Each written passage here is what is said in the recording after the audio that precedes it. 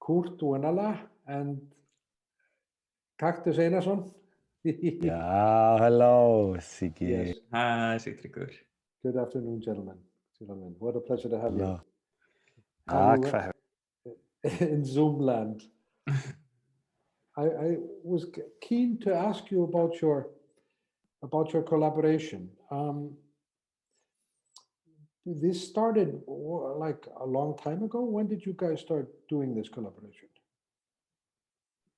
Oh, let me just get, before we start that, well, the collaboration in question is a new record called Kick the Ladder, under your name, Kaktus, but Yeah.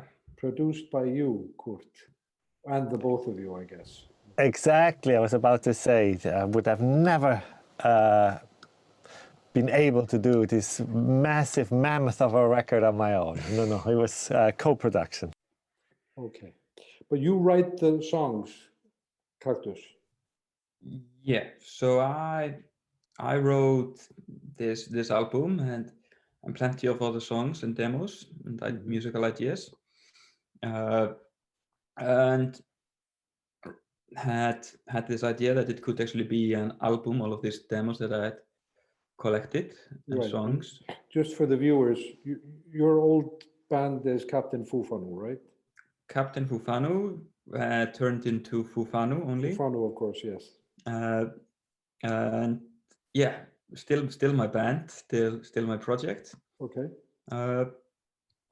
But yeah, then we just I think we just needed a time to actually discover a little bit who I was as an individual doing music. I really wanted to check that out. Captain Fufanu started out when I was 16, working with Gulli, and we were working together for many years.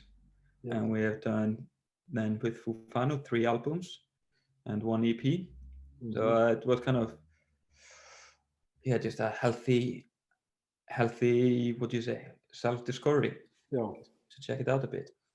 But to go back to your original question, we met talking about this project maybe 2 years ago, Kurt?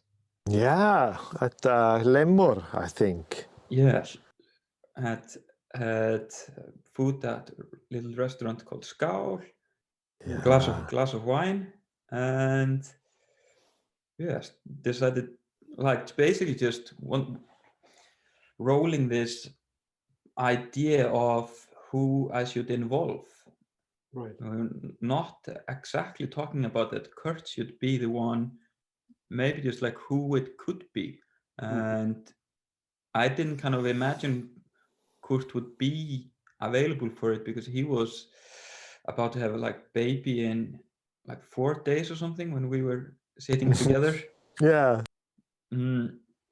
Yeah. And this is what, 2 years ago, or so. Yeah. The summer 2 years ago. Okay. And Kurt, you've been working in the past with all sorts of people from Depeche Mode to Moby and... Yeah. I've worked with many people when I lived in America, and I came back and forth to Iceland 12 times. I always had a very, very big soft spot for Iceland, but I was really burnt out and tired of New York. But my situation was extremely good. I had a great studio, great apartment, everything on the west side. I could bicycle to the studio, bicycle back. Swimming pool in the studio, rowing. It was actually really a dream. That the setup was unbelievable, absolutely top of the world. But still, I was over New York. So I decided to leave, and I did a little time in Seyðisfjörður. But my last night in New York before going to Seyðisfjörður and everything, I fell in love with someone, Icelandic. Oh, freak chance. Yeah, flight attendant for Icelandair. So everything started pointing to Iceland. There was no denying it. Even before I met her, I booked all this residency and Sonar Reykjavik, and then meeting her, and everything pointed here. So I moved here, and I think it was, pretty quickly that this cactus thing started brewing. So I think it was a good decision. It's, when life points to somewhere, you have to listen. So I did. And then meeting Kaktus, and I was excited. But we were talking mainly what he should do, not really that I should do it. But it turned out to be a good fit. It was a very pleasant experience, of course. Yeah, because me and you, we've known each other, I guess, acquaintance for several of years. Met first time maybe 10 or 12 years ago. Yeah, you were a young kid, techno wunderkind. You were introduced to me to. It's like, this is techno wunderkind you should meet. And then you came to a show of mine in New York, and then I had a holiday in New York, and that's kind of when we really started hanging out for the first time during that show, and during that like one day during that holiday. And I think that's kind of when we actually became quite a good friends and started chatting about music and technology and equipment. Yeah, and for that reason it became so, like, in Danish I would say selvfullig. It became so apparent that of course I would chat to Kurt about where I should take this project. Is there anyone good to be working with? Blah blah blah blah blah. And I started working with someone on this record, and I think that is the reason why we started chatting, because that was not working. Like, it was too professional, less involved. Like, there was no kind of personal attachment to the project, which I think became such a nice partnership between me and you, Curtis, that we kind of both were invested in making the best product that we could, and we had like personal attachment to parts of the music. I agree. And today, like, great friends. Like, who would have imagined going through and making an album together, and we're actually better friends on the other end. Well, that is true. That is true. What are the chances? Yeah. What are the chances? Yeah, but I think we got quite deep involved in the album, but not in an unhealthy way. We didn't work till 4 a.m. and got up again at 7 to keep working. It was all more or less civil hours, and we had blocks of time. And I think it helped to go to a new city. Like, we went to New York to do a lot of it. And I think that was very helpful. We were in that studio, and always, good food and beautiful view. And I think all that helped. We were not in a bunker somewhere. At each other's throat. Yeah, exactly, at each other's throat. No daylight, and our children being neglected, and it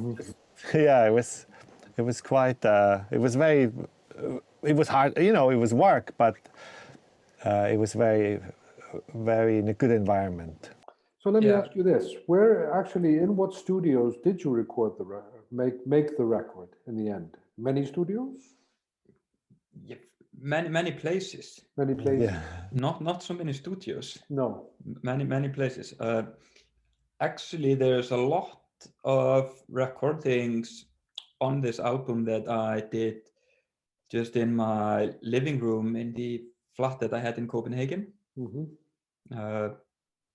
Just with a simple mic and preamp setup, and there was supposed to be demo recordings, and we kind of managed to make use of them.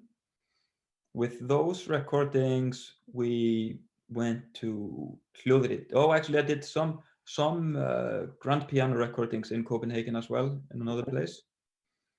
But then majority of the like big recordings, including pianos that another dark-haired curly man played, Thibaut Gomez, a Frenchman that I worked on the prepared piano things that are on the album with. He came to Iceland to a studio called Hljóðriti in Hafnarfjörður, and that was our first session that me and Kurt did, and that was only in September. So it was shortly after that we had been chatting about who should work with me, and the idea came that, yeah, Kurt, blah, blah, blah. So we decided to try it out with this session, and there we did also the drum recordings where this amazing drummer came in for few sessions, doing amazing tweaks and beats on my demo drum machine stuff. Do you know who drummed this album, Siggi? No. No. Oh, yeah, it was incredible. It must be a mystery man of sheer genius. Yeah, Absolutely. Absolutely. And did you do overdubs and stuff in New York as well? Yeah, after that we did a little bit sorting through the tracks, and then we went. Yeah, we went in January to New York. We flew on New Year's Day to New York. Yeah, it was beautiful. 2020 or? Yeah, 2020. 2020 New Year's Day, and yeah, we looked for. We landed, went to a restaurant, and then the next morning started. It was boom. And made use of the jet lag, so we were always up very early. Yeah. And that's fun. Yeah. We went to lunch, worked, dinner, and we barely had the energy to get through dinner. straight to bed, wake up again. Yeah. Yeah, we never really cured the jet lag. We kind of stayed in Icelandic time. It's perfect. And you were doing, what were you recording in New York? Mostly the vocals and some overdubs. Yeah, vocals. All of the vocals, actually. Yeah. And yeah, some synth replacements, amazing nylon acoustic guitar, the Spanish guitar. Oh yeah, that's right, with blood on it. That's right. That's good. Yeah, it was the guitar that Personal Jesus was written on. Really? By the press, yeah. That's and it was there, and it has a really kind of floppy, cool sound. It was perfect for the song. So you did this recording in the Depeche Mode studio in New York, or whose studio? Yeah, the singer from Depeche, he has a place there. Yeah, we were there. It was perfect. It was perfect for this. Fantastic. Well, that's good. So there's mojo in the guitar. You shouldn't basically take the blood off, or you're basically, it's like a ritual thing. Totally. Yeah. But now okay. But now you're in your studio, Kurt, in Reykjavik. Where is your studio? Hafnarfjörður. I went 15 minutes to the fjord, the magical fjord. Yeah, because the studio from the Depeche singer, all my synths were there and some gear. So I finally shipped it to Iceland because I'm staying here for good. So I'm in Hafnarfjörður. The stuff arrived, all the old synths and everything. I wish I could show you around. And I'm in the old hospital here. There's an old, Fantastic. It's great. Oh, yeah. It's perfect. There's windows, like semicircular. Yeah, it's really nice. Great. Yeah, a really wonderful vibe here, and everybody's very friendly. And Are there ghosts in the evening there? I mean, I know. dark? I'm telling you, I'm still looking for them, because I have had experiences in my life, but either they're very kind and polite, or they're not here. Because I went looking for it. I I was up to the challenge. After midnight, going to the morgue, going to the autopsy room, I was ready for some supernatural activity, but yes. Sadly, nothing. It's all good. It all feels good. If they're here, they're just, you know, hanging around, watching, but they're not really interacting. It's great here.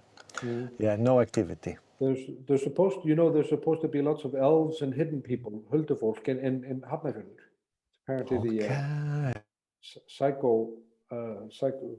psychoactive place.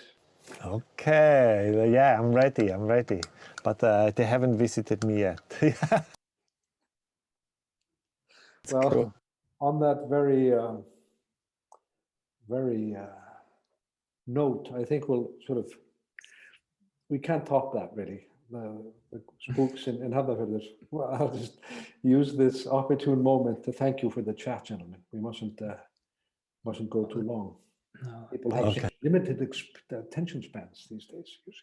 Yeah, and we tend to talk so much anyway that we actually send voice messages because it's kind of easier than writing. Yes. Because we are two tacos. Right. Great. Thanks, guys. Thank you. Thanks again. Great. Thank you. Thank you. It was fun.